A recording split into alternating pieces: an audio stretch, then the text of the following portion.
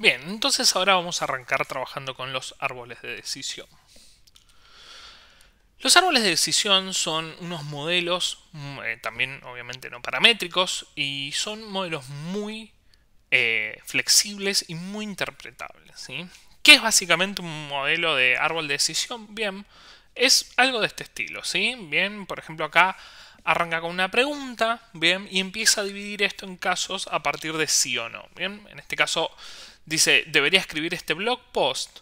Bueno, para responder esta pregunta dice, ¿entiende el concepto?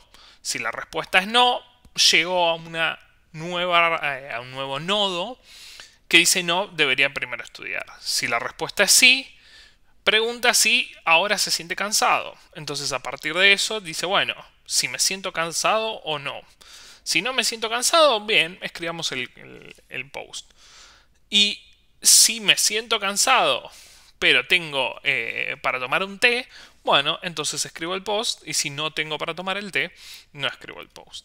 Entonces lo que tienen estos modelos es que son claramente muy fácil de explicar y muy fácil de entender qué es lo que están haciendo y cómo van tomando estas decisiones, ¿sí? Entonces esto que estamos viendo acá es, en definitiva, un árbol de decisión.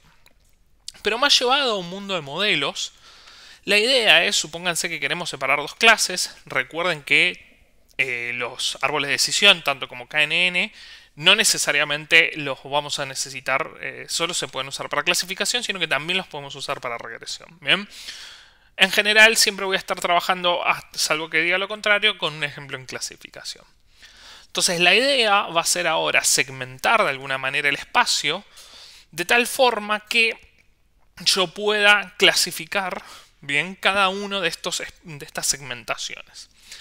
Esos cortes que van a ir delimitando en general los árboles tienen que ver con una pregunta de sí o no, y eso se va a corresponder con justamente una línea, una delimitación que sea ortogonal al eje. Es decir, por ejemplo, para separar estas clases que están acá, bien, fíjense, primero lo que se hace es, dice, bueno, corto en este espacio utilizando esta separación, bien, entonces primero me pregunto si X es más grande que T1. Si X es más grande que T1, la respuesta es sí, entonces lo voy a clasificar como rojo, es decir, si cae de este lado. Ahora, si la respuesta es no, vengo acá. Entonces acá voy a hacer una nueva pregunta. Fíjense, yo lo podría dejar ahí el árbol. Bien, pero supónganse que quiero hacer una nueva pregunta. Entonces en ese caso, bien, tengo que encontrar esta frontera que me separe las clases. Y entonces ahora eso dice, bueno, si I es mayor a T2, la respuesta es correcta. Es decir, si está de acá para arriba, lo clasifico como rojo. Y si está de acá para abajo, lo clasifico como verde. Bien, y acá hay otro ejemplo para el mismo dataset de otro árbol con otras decisiones. Bien, en realidad en este caso fíjense que son las mismas dos decisiones pero intercambiadas. Entonces la idea va a ser segmentar de esta manera. Y obviamente, ¿qué va a hacer el árbol después? Bueno, va a predecir la clase mayoritaria que queda en cada una de las regiones. O si vamos a tener un problema de regresión, lo que puedo hacer es predecir el promedio de los valores que estén ahí adentro. Entonces vamos a pensar un poquito cómo vamos a construir este árbol. Para eso primero vamos a arrancar con un ejemplo. Bien, supongamos que tenemos este mismo dataset, que es el que habíamos visto para KNN, y queremos separar estas clases. Entonces, una primera división que uno podría hacer, bien, acuérdense que uno siempre se va a preguntar en base a un feature, ¿sí? Es decir, en este caso x1 o x2, y voy a decir, bueno, ¿hay algún valor que agarre y me separe en x1 o en x2 lo más posible dos clases? Bueno, uno podría agarrar y decir, bueno, yo más o menos podría encontrar este valor que está acá, este valor t0, bien, que más o menos me separa las dos clases, ¿sí? De acá, bien, de 0 hasta t0, bien, o sea, a la izquierda de t0, tengo la mayoría de azules, bien, con algunos rojos, y a la derecha de t0 tengo la mayoría de rojos con algunos azules. Entonces, la primera pregunta que va a hacer mi árbol es si x1 es menor o igual a t0. ¿Bien? Si la respuesta es que sí, es menor o igual a t0, bien, eso quiere decir que la mayoría de estos son azules. Entonces yo puedo decir, bueno, listo, corto ahí y mi modelo va a predecir que si x1 es más chico que t0, voy a predecir azul. ¿Bien? ¿Por qué? Porque en mi conjunto de entrenamiento la mayoría son azules de ese lado.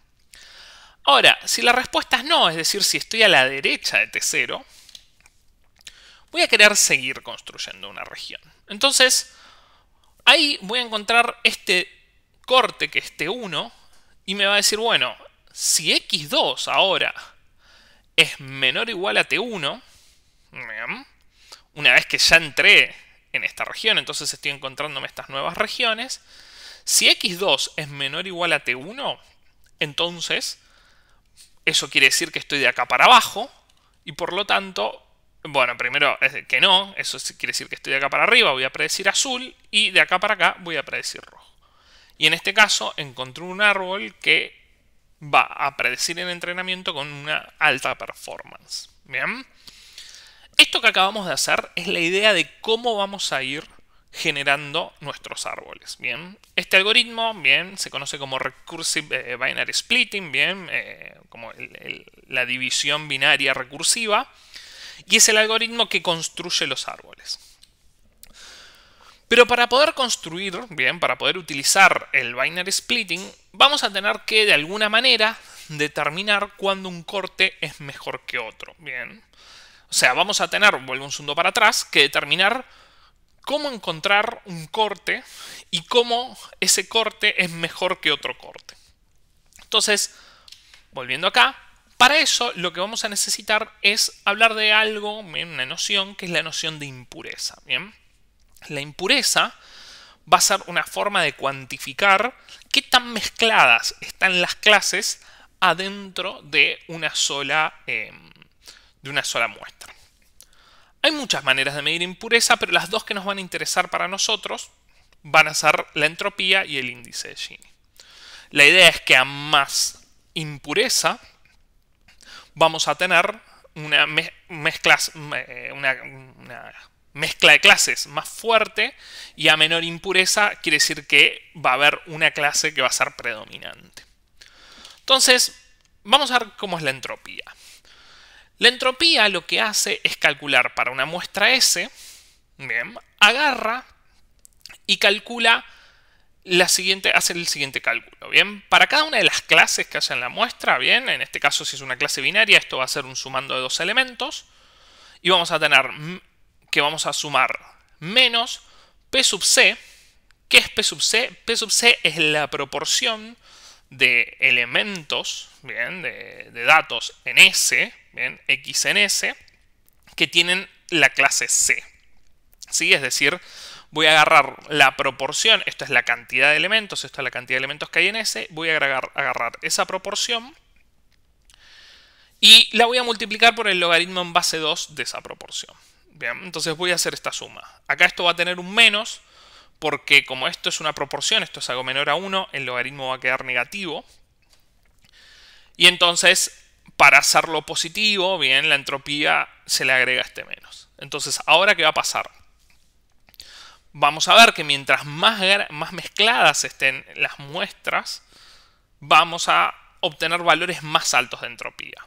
Pero fíjense, si yo tuviera solo caso de todas muestras de una sola clase, fíjense que en todas me va a quedar PC va a ser 0, salvo en la clase que está justamente presente. Igual esto ahora lo vamos a ver con un ejemplo. Y entonces en ese caso, ese PC va a ser 0, salvo para ese que va a ser 1. Y en este logaritmo, en realidad vamos a tener un logaritmo de 0, pero para la entropía ese logaritmo de 0 no lo calculamos, simplemente porque ya tenemos este 0 de acá, y la entropía para esa parte de la clase con 0 muestras se define como 0. Y después tenemos el índice de Gini, ¿bien? Que hace algo similar, pero en vez de hacer menos la proporción por el logaritmo en base 2, lo que hace es la proporción por 1 menos la proporción. Y si esto lo reescribimos un poquito, esto es 1 menos la suma de los cuadrados de las proporciones. Entonces, si ahora graficamos qué es lo que está sucediendo, vean, esto que estamos graficando acá es justamente cómo varía la entropía, el índice de Gini y el error de clasificación, ¿sí? El error de clasificación consiste nada más ni nada menos que en contar cuántos casos les pegué y cuántos casos no les pegué, a partir de la pureza, si quieren pensarlo, de la muestra. ¿Bien? En realidad este P lo que está modulando es este P sub C que tenemos acá. Entonces, ¿qué va a pasar? Si yo tengo que, estamos en un caso de, pensándolo en este gráfico, en clasificación binaria. Si P es 0, bien, si uno de los P es 0, el otro tiene que valer 1, porque si todas las muestras no pertenecen a esa clase, quiere decir que pertenecen a la otra. Entonces, en ese caso, vamos a tener una impureza y una entropía que vale exactamente 0. Ahora, a medida que empieza a aumentar esta proporción, es decir, ahora empezamos a tener un poquito más de muestras de la otra clase, lo que va a suceder es que tanto la impureza como el error de clasificación como la entropía, bien, van aumentando y de hecho llegan a su máximo. Esto acuérdense que es para el caso de clasificación binaria, cuando la proporción es 0,5. ¿Y qué quiere decir que sea 0,5? Bueno, justamente quiere decir que tenemos mitad y mitad de cada una de las clases. Bien, y ahí tenemos la entropía máxima o la impureza de Gini máxima. Bien, no hay una muestra más impura que tener la misma cantidad de cualquiera de las clases. Una vez que empieza a aumentar, ahora quiere decir que empieza a haber una clase que es mayoritaria, ahí tanto la entropía y la impureza caen a 1, que es cuando justamente tenemos todas las muestras que pertenecen a la misma clase. Veamos ahora rápidamente cómo calcularíamos el índice de Gini y la entropía para un pequeño ejemplo con una muestra.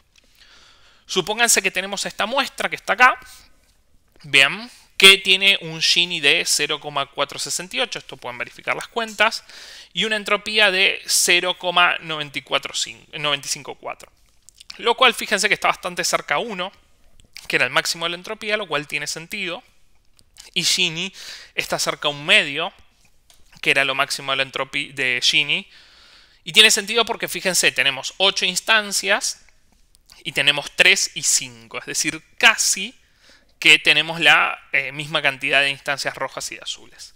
Entonces yo ahora voy a generar dos particiones de este conjunto. Bien, voy a simular como que particionamos este conjunto de dos maneras distintas y ver qué pasa con el índice de Gini y la entropía en cada uno de estos casos.